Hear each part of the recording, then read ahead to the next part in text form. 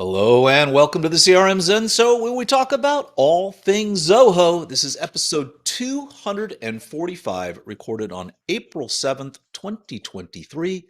Pick a card, any card. From Zenatta Consulting, I'm Brett Martin. And I'm Tyler Colt, and let's get right on into the show. Yes, Freddie, if you would flash back to that opening card for a minute. Do we need a new one with my new hair? That's the Oh, I think so. Yeah. yeah, This is in the I man bun phase where we were trying to I get to the man bun, but we're gave back up. to clean cut nowadays. I gave up pre-man bud there, and I'm looking at that. I do like the way I'm de-aged in there, though. It's very, very nice. Anyway, so we have had an incredible week. We did the third issue of Azaz this week. If you're not familiar with that, that's our new Q&A show that we're doing every week. That was fun. We've got some new tips out. Our Cody's pulled together some great tips on inventory. We're going to talk about that.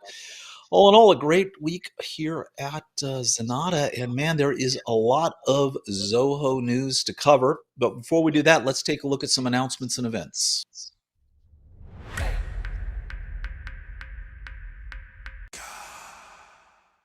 So if you head over to Club Zenatta, that is club.zenatta.com, Club Z for short, and on the homepage here, you will see all of the upcoming events. You can also break these down over on the left-hand sidebar. You can look at announcements, just the Zenatta events that are coming up, the Zoho events that are coming up. Zoho's got a lot of some interesting events coming up. One of them I noticed is they've got this whole getting started with Zoho Sign. They've got a whole one coming up here on Begin as well. So some pretty nice stuff from Zoho. They're really ramping it up. And we, as always, are doing our usual. We've got CRM Zen, we've got Azaz. We're going to be doing a Zoho social full product overview on April 18th. And then next month, we're going to be doing our Zoho inventory, Shopify, and WooCommerce best practices webinar. That's going to be the first time we've done that one. So a lot of good events coming up. And also, while you're there, head over to the Q&A for Azaz. Drop us a question. We'd love to answer it on that show. You can catch up on all the news, see things we've noticed, participate in the general discussion. It is a great community. So head on over to club.z. All we want is your email. No cost. Just join the community. And with that, Tyler, let's head right on into the news.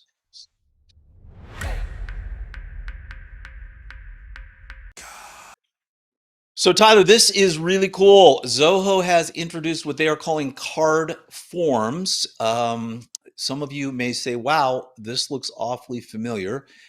It kind of is. What they're really doing here is kind of mimicking, I would say, something that close to typeform. Yeah. It's kind of one question at a time, one page at a time. You can have a nice welcome page. It's really well done. So you can have a standard form, you can have a card form, which is one field per page, and I'm loving it, man. It's good Yeah, it stuff. looks great.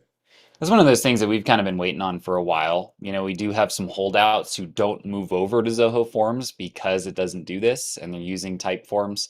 It makes a long form look a lot simpler, right? When you're able to kind of break it up like this and create a nice flow for the user to fill it out. So yeah, this is a really nice update. I think right now you have to only add one field per card. I'd imagine maybe eventually be able to add maybe two or three just to kind of group things just a little bit. But super nice update. I mean, this is one that we've kind of been hoping that they would add, right? It's not a need to have for the product, but it sure is really nice to be able to break forms down like this, Yeah, and if especially you're for a some of those intro and kind of shorter forms.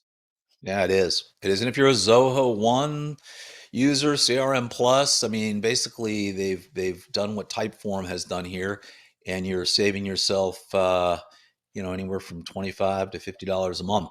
That's billed yearly. If billed annually, it's a little bit more. So it's a super nice addition. Zoho Forms is really fantastic. Anyway, the integration that it has with CRM, the ability to trigger workflows. This just takes it to the next level. I love it. Yeah, Kudos. absolutely. We always recommend people switch over, right? If you're on Zoho One, there's just no reason not to use Zoho Forms, and this is kind of even one more piece of functionality here that just makes it even better. Yeah, and you've got a lot of people I know, when we get people that are just on CRM and they're switching to Zoho One and they've been using the CRM web forms and you just get so much more functionality. So oftentimes we'll move people over there. But if you haven't checked out Zoho Forms, check it out. It's a great application that just got better. All right, and moving on with the news. So over in Desk now, you can have blended conversations. So it's a bot, it's a human, it's a bot, it's a human. Is this basically switching back and forth, or is it a one-time switch? Yeah, I think so. I mean, it's essentially this is building on top of a lot of things that they've been working on, right? Kind of guided conversations on one side, which, important to have our terms here. Guided conversations are pretty much only bot driven, right? So kind of like the front end of a conversation could be a bot, then it kicks it to an agent. Chatbots obviously are fully automated.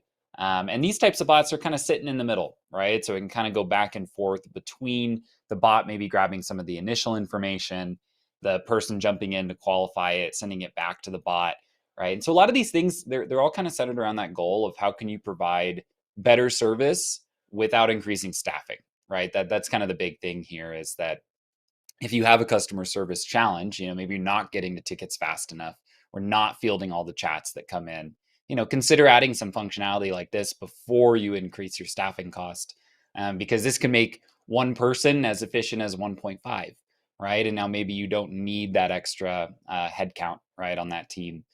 So well Yeah. worth considering. Nice feature. I mean, it's obviously just coming out, so it's probably going to be in odds and ends, right? They're going to need to adjust. Um, but really, really slick functionality for Zoho Desk. Just gets better and better in that application. It's really, really good nowadays. Yeah, I'm stoked with it. And by the way, it's going to provide harmonious camaraderie between human and bots. It's going to be a commercial in 5 years written where a bot is talking about that, right? Don't try to Yeah. kill us and destroy us. I for It's one am just, excited at the prospect of our AI overlords taking over. I want that recorded and posted online so they know I'm complicit. I'm on your yes, side, yes. AI. Yeah, I'm team bot. There you go. All right, moving along. Hello, world. This is Zoho One Auth 3 or Zoho One Auth 3. So Zoho's Auth program, their TFA, two-factor authentication program, has gotten a rather nice update. If you aren't familiar, there are a lot of these OAuth applications that are out there that reside on your phone. You go to log in somewhere, and instead of sending you a text message, it's sending an authorization to your phone, to the app. And usually will have to take some action on your phone to verify that is in fact you. Zoho has an extremely good one. And it's not just for Zoho. You can use it for a whole bunch of TFA authenticators. And so, because of that, they're kind of allowing you to organize it now. So you can have folders and you can have icons. You can keep kind of all your apps in broken down popularly, or I guess say efficiently. And they've also increased its accessibility, so now you can do it on your smartwatch, which I love, but it's Why not, only right? Android ones. Huh? Yeah. I said, why I guess. not, right? I mean, it's Right, right, right. even And Apple faster. Watch users, yeah, it's funny because it says Apple Watch users, but I got to check that because it never pops up on my watch. So I'm gonna have to see what I got to do to turn that on, because that would sure be super super nice. Anyway, very cool. Good job from the One Auth team there. Any thoughts on this, Tyler, or kind of cover it? Yeah, I mean, nice to have, right? It's one of those tools. I mean, I think I use it on my account. I think it's the one that buzzes every once in a while when I need to log in. Works about the same as most other, applications. Nice thing is, again, if you're on Zoho, this is already included, so you might as well use it, save a couple bucks a month on a different application. And I think the nice thing just to highlight too is that, like you mentioned, OneAuth is not just for Zoho apps, right? And Right. so you could have this be your login manager for, let's say, Facebook, Twitter, and Instagram, right? And you have a folder for those now that you can kind of store them, cleanly and keep everything organized. Super slick. All right. And moving on with the news. Hey, we're going to talk about the Zoho CRM Community Digest. This comes out every single month. I've kind of skimmed through this. We have pretty much covered everything that was on here, either in our newsletter or on this show or on a Zaz or somewhere. But I did want to point out this has got all of the early access links are here. So you've got the list of the 2023 early access and the ones they added in March, and then some of the big ones. So if you have missed several, Zoho has rolled out a ton of features for CRM that are mostly in early access, but they are definitely worth checking out. So I would just kind of a place that kind of summarizes them all. Yeah, absolutely. And But I think some of these we might even have videos on. I know we've got one on CPQ. So if anyone's interested in the kind of configure price quote, check out the video that we did on that. Be a good walkthrough. yep, good stuff. And moving on with the news, we're going to kind of head into our Zoho Finance. Basically, all of the updates are starting to drop right now. We're going to start with Zoho Invoice. Some nice changes that they've made around tax settings. So basically, you have your tax deducted at source or TDS. You are now able to enable that. So if you need that type of setting in your taxes, you now have that. Doesn't really apply to US, I don't think, Tyler. We'd have Yeah, to I check think with it's Ron on more in that. the vein of like VAT-based taxation, Right. is where you're going to see that more often. And When we do also some of you, those updates, sometimes we'll say, it must have been a big customer that needed this, right? So yeah, someone big with a lot of users needed that. And so now it got added and deployed for everyone else, which is kind of nice. and you can now override, which is interesting, the system generated total tax amount in a sales transaction. So again, another thing that must have been needed there, but also rather nice. Yeah, now that And that's actually interesting for a lot of cases. A challenge that we'll oftentimes have, and I would need to see how it works out. But let's say you're doing e-commerce, and they're going to buy through Woo. So on WooCommerce, you've got an integration already with Avalara, basically, yep, right, to calculate the tax due when they purchase it, so that you can collect the right amount. What happens is that order writes over to Zoho Books, and then Avalara calculates the tax again. Right. And so for large organizations, Avalara charges on a per credit basis. So you're basically doubling your Avalara cost. So I don't know that this will solve that, but it would be very interesting if you could kind of override it for certain types of transactions, right? If you were to say, hey, if something's created manually, use the Zoho Books integration to Avalara. But if it comes in already with tax, don't do that. So I'm not saying that will fix this, but it would be interesting if they start to kind of add some more settings, right, about how we're yeah. managing taxes on a transactional basis, because it can You'd add some kind of cost, want to especially if you're high you'd kind volume. of want to you'd want to flag that transaction as it came into books, though, right? This is Yeah, coming from Woo. It's already been taxed. Don't tax it again, yeah, kind of thing. Yeah, exactly. interesting. Hey, and if you're over in India, you got Stripe. By the way, Nice. this when they drop these notifications, it's for books and it's for invoices for a whole bunch of things. And this was kind of the big announcement. I guess that for some reason they did not have Stripe over there, but now they do, and Stripe continues to conquer the world. And you can now set your tax preferences for discounts at the line item level if you're in Australia. So it's for the Australian edition. So again, another thing around tax. Tax is a complicated thing. It varies by country. It varies by state. It varies by county. And all of these tiny little fields that they need to add in and put in. You know that these are just for something you didn't think about for a local jurisdiction. So Yep. now you've got that down in Australia now. And this is the one you were kind of excited about. Another highly requested one. Hey, you can now Yeah. display credit notes on the customer portal. Yeah, it's one of those things where a lot of our customers end up using Z portals, and so this wouldn't really matter for them. But we do have a handful that just have a very simple need for a portal for maybe distributors or vendors, right, to be able to log in and see some of this stuff in books. And so credit notes, obviously, you're going to log one of those if you issue a refund to a customer. And being able to show the customer, hey, here's all the refunds we've given you just in one place, obviously a nice thing, right? So they can come in and validate that they've been given the proper amounts of credits to their account. So yeah, super nice to have. I mean, really, I'd imagine this is kind of the plan: is most records that are in books we should be able to show in the portal if we want to, right? Right. Packages, shipments, really any of those. Right. Ideally, over time, more and more kind of just gets added, so that there's less of a disparity. Obviously, you want to be able to turn stuff off, but the more that we can surface in a portal, the better. Yep, for sure. It's good stuff. It really is. And there are a few more minor changes here. You've got enhancements to the timesheet module. You can assign codes to projects. You can redesign some color themes now. And by the way, we're saying this is a Zoho invoice update. But 100% of these things will also be in the Zoho Books update, which hadn't released yet, and it'll have probably a few extra things in there as well. So if you're a Zoho Books user, all this applies to you as well. And moving on with the finance updates, Zoho Expense. This is January through March updates.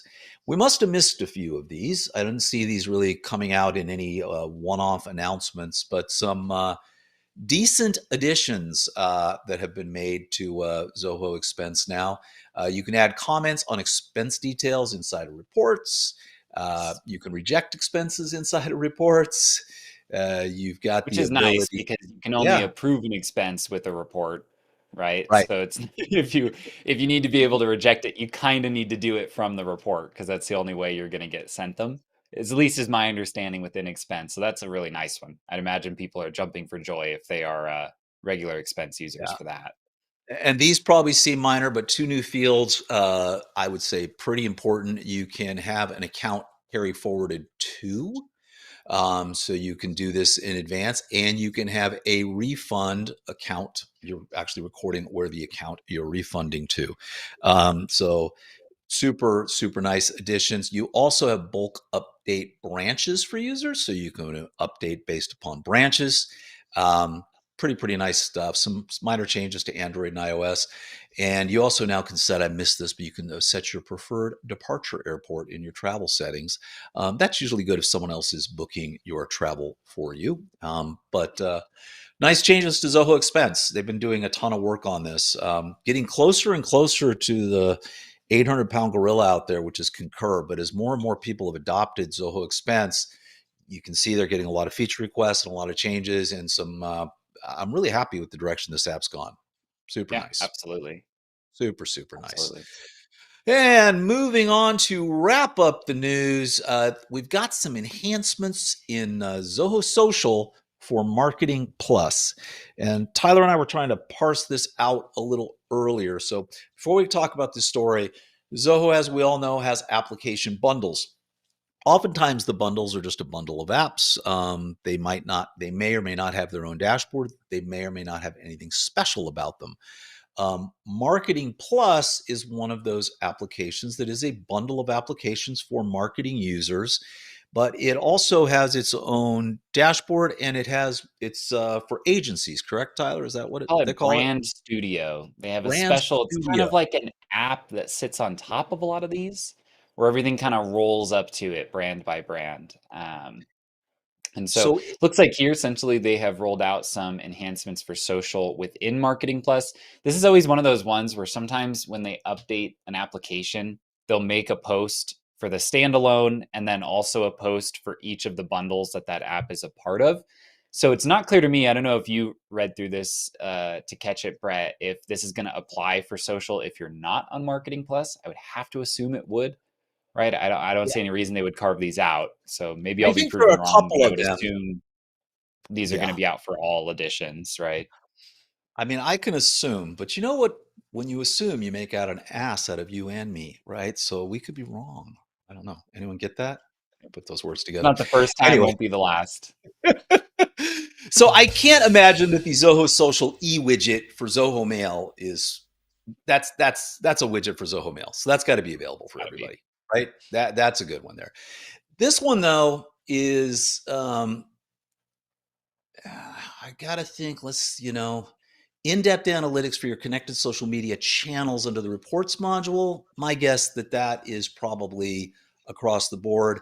When we get down to cross-brand posting, though, I don't not so sure about this because Yeah. now you're cross. I think this might be specifically for Could be, but Marketing you can Plus, manage multiple brands in social now, right? right? You just don't have your dashboard, right? Yeah, you just don't have your dashboard for it. Yeah, so we'll play around. Either way, great updates across the board. Probably be a post out later today that'll say, "Hey, guess what? We made some changes to Zoho Social." So, anyway, it good stuff here. And if you're a Zoho Social user, a lot of people overlook this app. And if you're Yeah. not familiar, it is what is the one Hootsuite that a lot of people Hootsuite's use? the kind of big one generally. There's just very Yeah, little that Hootsuite can do that social can't at the I end of the day, right? And some of the integrations are super tight, right? Like the Facebook lead ads right? Those just run right in the CRM with campaign attribution. Like it's a pretty slick little application. I mean, I don't go too deep on this stuff. Obviously, I have to defer to Wayne, and we'll check in on our webinar later this month, like that cross promote, to see if there's really any like reasons you wouldn't use social over Hootsuite. But I've never bumped into any when we've kind of like moved clients over. It's never like, oh, it doesn't do this. It No. seems like it pretty much satisfies most of the requirements. Well, it's funny. I've always liked it. I mean, it's been years since I was involved in the day-to-day of this, but when I was doing it all back in the early days when it was just you and me and Josh and a couple other people, we were doing all this. It was, I moved from Hootsuite over to Zoho Social, and I never missed a beat. And Yeah. they've really, really improved it across the board. So we don't really talk about Yeah. this app enough, but some love to We that. do we do have a quick question from Angel. I know normally we would save these for Azaz, but this is just a quick one. Angel's asking around this social update, can I manage multiple client accounts in here?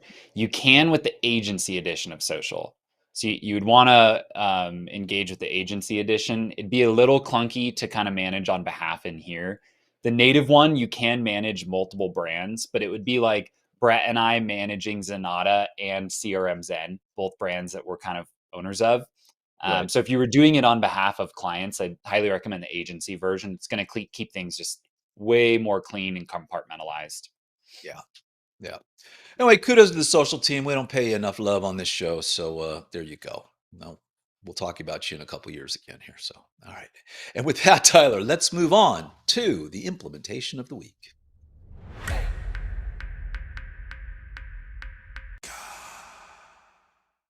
Alrighty, so this one here, implementation of the week, account-based marketing analytics to gauge campaign effectiveness.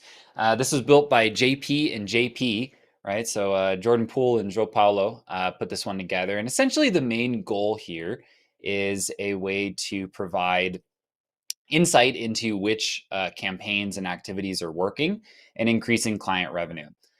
So the context on this, our client provides services that are kind of ongoing as needed, right, from their customers. So the vast majority of revenue is coming from existing accounts that we've already worked with in the past. And the goal is essentially to figure out once we've had a certain type of campaign interaction, maybe it's a trade show, an email workflow, a call outreach process, are those resulting in an increase, right, to the average revenue of that client, right? Basically answering the question, if we stick in front of people's faces, do they choose to hire us more, or does it kind of not matter, right? And they're just going to come and hire us when they need us, and we're already kind of, in their list. So first thing we had to do was essentially create a SQL table to identify the first time that a campaign was associated to an account.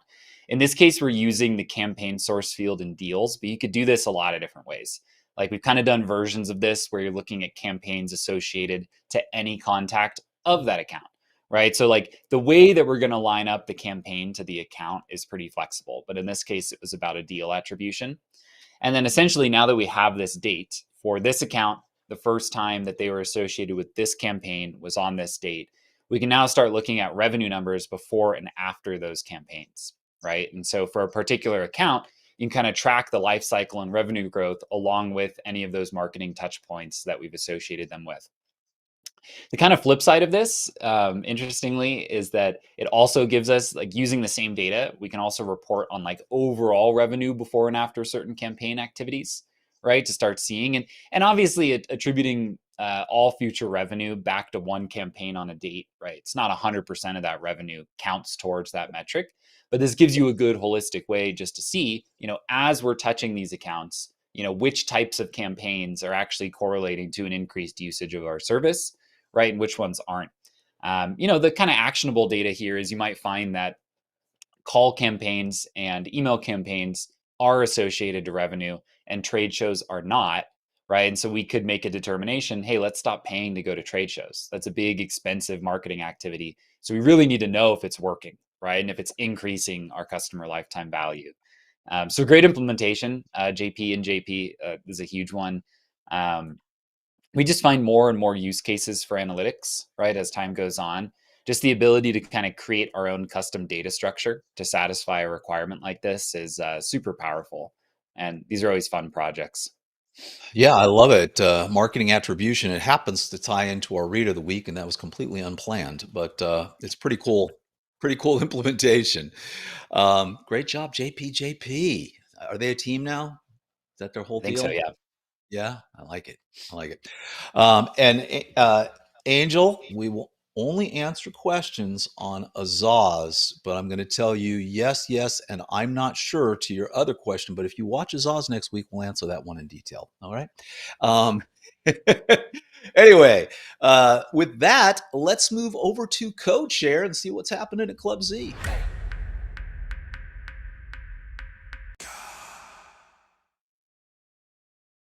Alrighty, Greg has been busy at work with ChatGPT 3.5 Turbo Bot and Cliq. We moved from regular ChatGPT to ChatGPT Turbo Bot. Tyler, I'll let you explain that. He's been doing training all week, which has just been hysterical because we've had just some crazy answers where basically having so many people using ChatGPT, we're thinking responses are getting like cross-posted or something like that, right? It's Yeah. just It's a little bit of it's weirdness. Little it bit has of been some weirdness weirdness. going on. So he's been working on some ChatGPT training. That is so we can all live together in camaraderie and harmony, correct? ChatGPT and us. So why don't you tell us a little bit about this Code Share? Yeah, so essentially ChatGPT or OpenAI, right, the company that kind of runs it, has lots of different versions of ChatGPT. So part of this was switching over to 3.5 Turbo, which kind of gives you like the same answers, but is a lot cheaper to use from an API perspective. And let's be clear, it's always been cheap to use, but this is even cheaper. So we thought we might as well switch over to it. But the big thing here is what Greg kind of baked in is what he's calling like short-term memory. One of the problems that our bot had before is, the best way to use ChatGPT is conversationally, right? Start a thread, not by asking for a specific calculatable answer, but by giving it some context. Hey, I'm EVP at a Zoho consulting organization. What should I do to improve efficiency? Right. And it gives you 5 things. You say, I like number 4, give me some more context, right? And kind of do that. Problem with our bot was the memory was a little off. So when you would ask that follow-up question, like, I asked one about an Excel formula I couldn't figure out. It restated back my goal. And I said, yeah, that's perfect. How should I proceed? And then it gave me a skincare routine. So it's, a little bit odds and ends, right? When you're I getting into want the to know who in our conversational piece. company was asking for some skincare advice, though. Who That's what I knows? want. You know? Who knows? But yeah, so a couple little tweaks there. He also was able to program in some like context. So now the bot knows who Zenatta Consulting is. The bot knows Greg and considers him highly affable and with a great wit. So if you ask anything about Greg, it has a sterling opinion of him. And so, yeah, kind of a nice build here, just sharing as we go, kind of learning more and more about how to interact with this bot via API, because we're thinking that there's just going to be more and more use cases for things like this as we go. Very, very cool. Thank you, Greg. And there might have been an error. I think he's fixed it up here, but Joshua had actually found an error, and I think Greg said, yes, great, and he fixed that. I'm sure it's fixed up top as well, but you might want to read this thread if you're experiencing the same issues that Joshua was when implementing it. And with that, let's move on to our read of the week.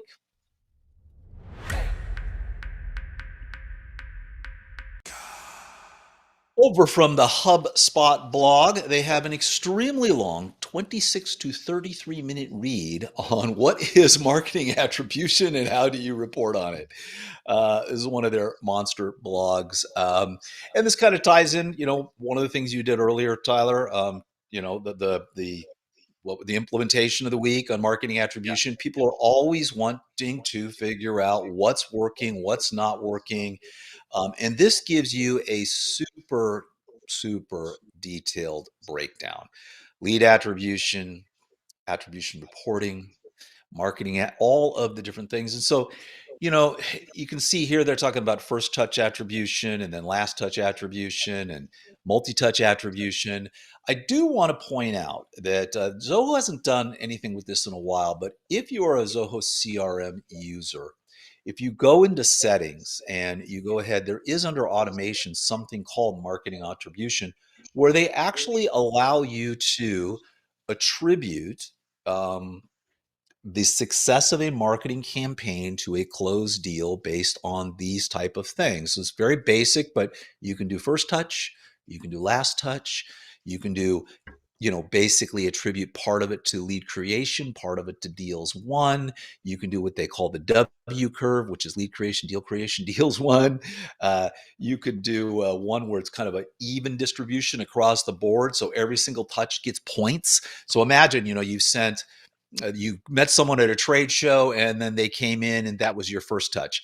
And then you sent them 75 emails, you had 75 other touch, then a deal was opened up and then you closed that deal. So in this model, everything, all 75 emails plus the trade show plus the closed deal would get each equal attribution. So there are a lot of different ways to look at this, from first touch to last touch, first touch across. I kind of think there's a little bit between lead creation and deal one and following that. This is, though, Tyler, I think for the most part, I just wanted to let people know this is here. If you want basic marketing attribution, you can get it here. Yeah. But for most cases, you're probably going to pull most of this data up into analytics, correct? Yeah, because you end up wanting to do cleanup, right? Is kind of what ends up happening, right? So your case, right? Let's say we want to do an even spread distribution. The CRM's marketing attribution panel is all based on the or the campaigns module data, right? And so for a lot of clients, they wouldn't want to, your case of like first touch, 75 newsletters, and then one more trade show before we get a closed one. People might want to say, you know what, split that 3 ways, right? Split that once to the first touch, once to all the newsletters as a big bucket, right? And then once to that last one, right? Because you just end up kind of needing that a little bit of tweaks and adjustments. The other challenge is that in order for this to work, all your data needs to come in and actually organize under the campaigns module. A lot of the times, like framework wise, the way the Zoho is doing marketing attribution here is that a campaign is like a parent record of a lead, contact, account, and deal. The framework in terms of marketing attribution has kind of changed over time, where we think about these touches more as a child record of each of those. Right. And so there's kind of, it's more of an old school way of like organizing your campaign data in the CRM that causes some limitations here. But yeah, the trick is, I think sometimes people, make it more complicated than it does need to be, right? And I think an important thing when you're getting into marketing attribution is set a reasonable target for V1, right? And so like if you're doing no marketing attribution now, don't start with the W curve, right? Start with first touch, Right. right? And then now do a last touch and compare them, right? And so start reasonable, kind of build up this competency internally, because it can be a huge rabbit hole, right? It can be just a massive, massive rabbit hole to go down. It's well worth it, right? Yeah, you just got to be really intentional and start with like a reasonable goal for your initial build of something like this.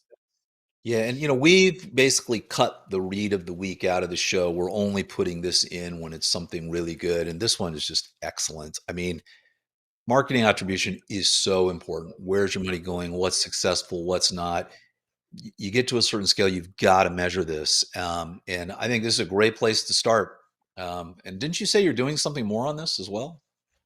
Like we're putting Yeah, I mean, something. we've got all different types of attribution reporting. Like we did one recently that was contact versus account based. So you could see attribution to the primary contact of the deal versus all contacts on that account. And so then we can start comparing if account based marketing is working or if we should just be focused. There's a lot you can do, right, when you get into the nitty gritty of this. But start small, take it in bite sized chunks. Yeah, I'm gonna take this out of reader mode because I want to give a shout out to Davis Maston here for writing this. What an incredible job! I mean, just an absolutely excellent article. So, all right, and with that, let's head over to Zenatta and see what's happening over there.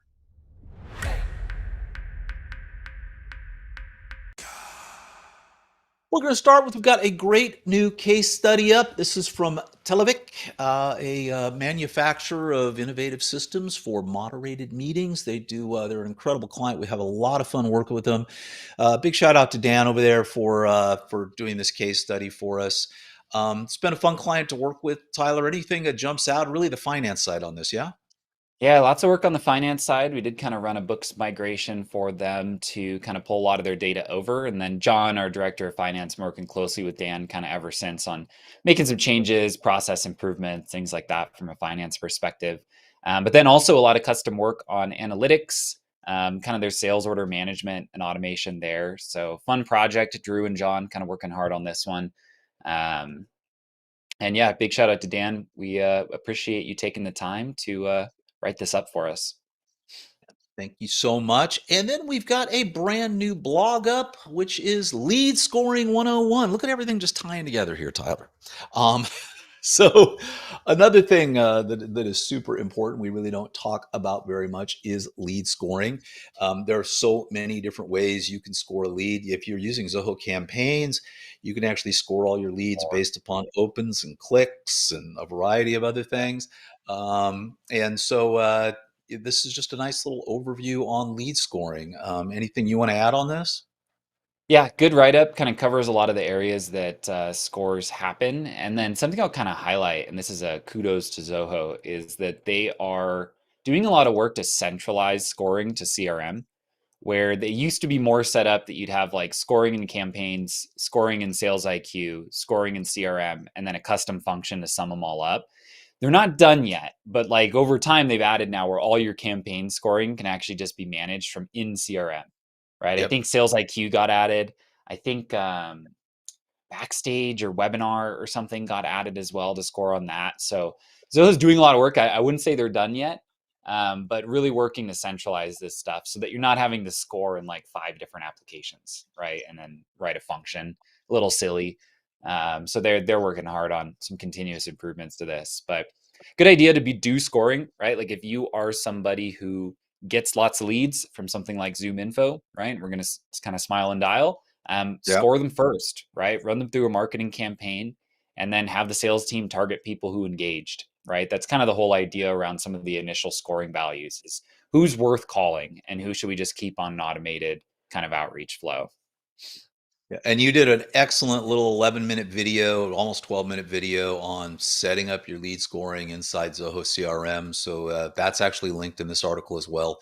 So if you're new to lead scoring, it's worth taking a look at that video and getting going with it and taking a read of this article.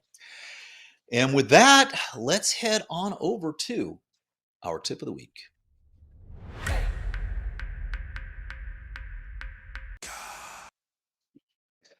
So we have got Cody has done one here on managing accounting and physical stock levels in Zoho inventory. Cody's our little inventory guru here and has spent a lot of time on this. And, inventory has got its, I guess it's little nuances. Was that a good way to put it? Yeah. little things you need to know, little tips, little tricks that you might want to pay attention to when you're working inside of Zoho inventory. And I think this is the first of a series of videos that Cody's doing Yeah. on Zoho inventory. And I'm trying And to you were mentioning, demystify a little bit of what is actually going on behind the scenes because once you know, for example, how accounting and physical stock are managed and what types of transactions are going to affect them, it actually makes a lot of sense. And you can totally work with it. It's just not clear out of the gate, right? Of what exactly is the difference and which records at what statuses go from available to committed to actually out of stock, right? And so Cody and John, being our director of finance, have been working on kind of this master flow chart for a long time, right? Of pretty much just taking every single different thing that can happen, right? A sales order going from draft to confirmed. What does that do on the back end? Now we've right. invoiced it. What does that do? Now we've shipped it. What does that do? Right. And kind of trying to demystify a lot of that stuff. So big shout out to Cody and Freddie. I think Freddie helped out kind of putting this together with some of the editing and recording here because this is a topic that is not super clear, right? When you start diving in, and so we're hoping to keep creating some of the content around this so that it's a little more obvious what people are getting themselves into, right? When they start diving into books and inventory. Absolutely. Fantastic job, Cody. Really, really appreciate it. Thank you so much. And Freddie, anyway, we're getting them going here. We've already got a really nice comment here. So away we go. Hey, also, Tyler, do you know what happened this week? I think I do. We hit 10,000 subscribers. There we go. We are crawling up to this number over the past week or so. And in an extra bit of generosity on our part, 10,000 angels got their wings, not just one, 10,000. Wow. Yeah, but we want to thank all of our subscribers. I mean, it's been fun getting here. I mean, we launched this thing 3 years ago, 3 years, 3 years months, ago, something yeah. like that. Yeah, so it's I think just just been about. fun. It's come so far. Do not go watch those first videos. No, no, you don't want to see those. I think we've improved our production quality quite a bit over Quite a time. bit. Yeah, quite a bit. Yeah, but anyway, thank you to everybody who has supported us. And, as always, head over to Zenatta.com/YouTube or I'm sorry, head over to youtube.com/Zenatta and you can check out all of our videos. And man, we are cranking up. I don't know how many we're going to end up with this year, but it's going to be pushing I 250 to think the 300. goal is like 250, right? Yeah. Goal is Yeah. And 250 or 300 or something like that. I think we're on track so far. I think so. I think so. So great job. Thank you to everybody at Zenatta for continuing to put out fantastic content. And thank you to everybody in our audience who continues to support us and gets value out of these videos. All right, Tyler, we're going to wrap it up. As we say, no, the Q&As are now over at Ask Zenatta. Anything about Zoho, Azaz. That drops every Wednesday morning at 10 a.m. So if you want to watch it, you can watch it there. Of course, it'll also just appear on the YouTube channel at that time. And when we put that first episode out, we forgot to include the audio podcast to that, but that is now dropping every Wednesday or Tuesday as well. I'm not sure when Freddie's dropping that, but that is going out as well. That's So on you can. Wednesday.